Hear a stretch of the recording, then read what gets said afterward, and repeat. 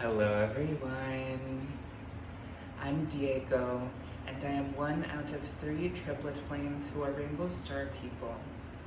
Today I'm going to be talking about why I don't use TikTok, Instagram, Facebook, Snapchat, and Reddit anymore. And I'm going to explain why I've decided to quit those social media apps for good. And the reason is because I have been taking extra care of my mental health. So social media has scientifically proven to increase people's rates of depression and anxiety. And since my mental health is in a relatively delicate state, I've decided that I don't want to put myself at risk for further mental health challenges. And that is part of why I've decided not to use social media as much as other people do. The other reason is because I watched the movie called The Social Dilemma. It's an amazing movie that I watched on Netflix, and it basically critiques the way social media is used by people, and it shows how it impacts people's mental health negatively. And it also shows how social media works like a slot machine, where every time you get a notification, it's like, oh, I want to check it. It keeps you addicted to it.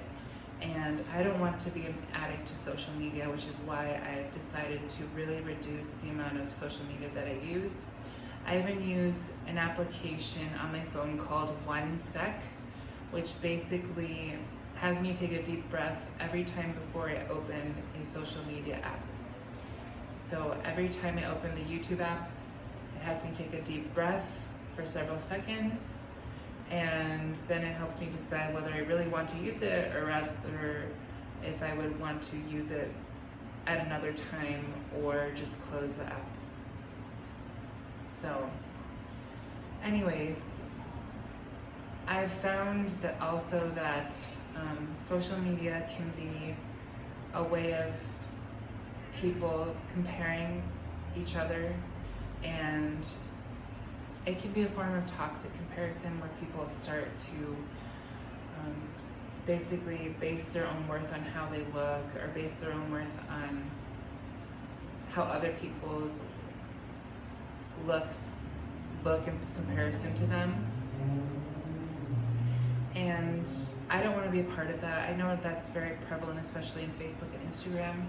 The other thing is people usually only post about things that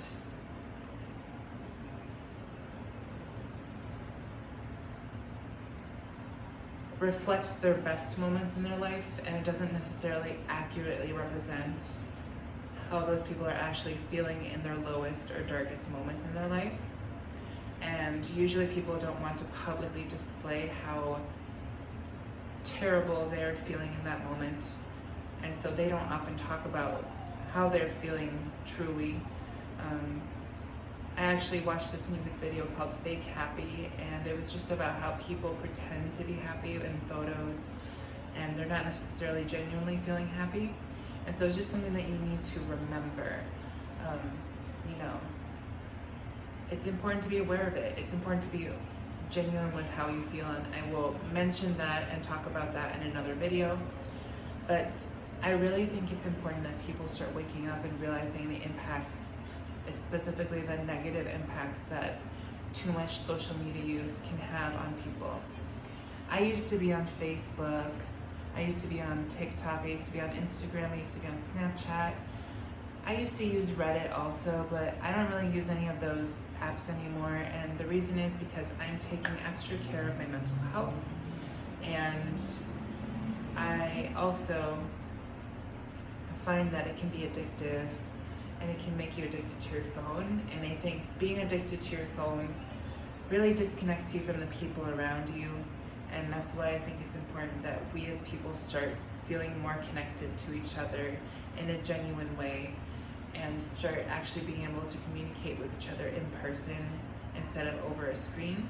I prefer to communicate with people in person. The second best way that I prefer to communicate with people is through a video chat, just because I feel like I can pick up on people's body language better.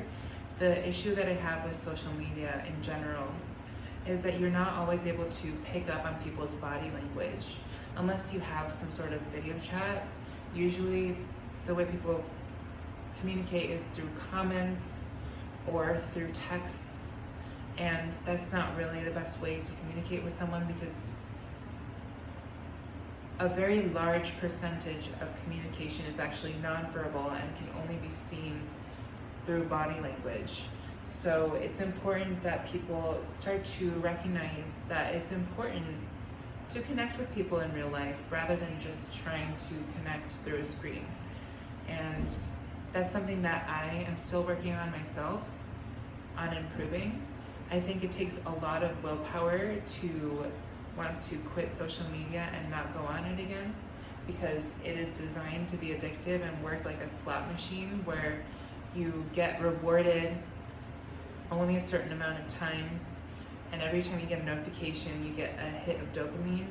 It's designed to be addictive and to keep you hooked by basically taking up your attention. And the more attention that social media can get from you, the more money that they make. It's a business, right? It's a business that's designed to make money from you, basically, through the amount of attention that you are giving it. And the more attention that social media takes from you, the more time of yours is consumed. And then once you get all this time consumed, it feels like, you know, you're not getting anything done. And that's something that I was struggling with. I was struggling with getting things done because social media was getting in my way and it was consuming a lot of my attention. And I decided enough is enough. I'm gonna focus on what I need to focus on. I mean,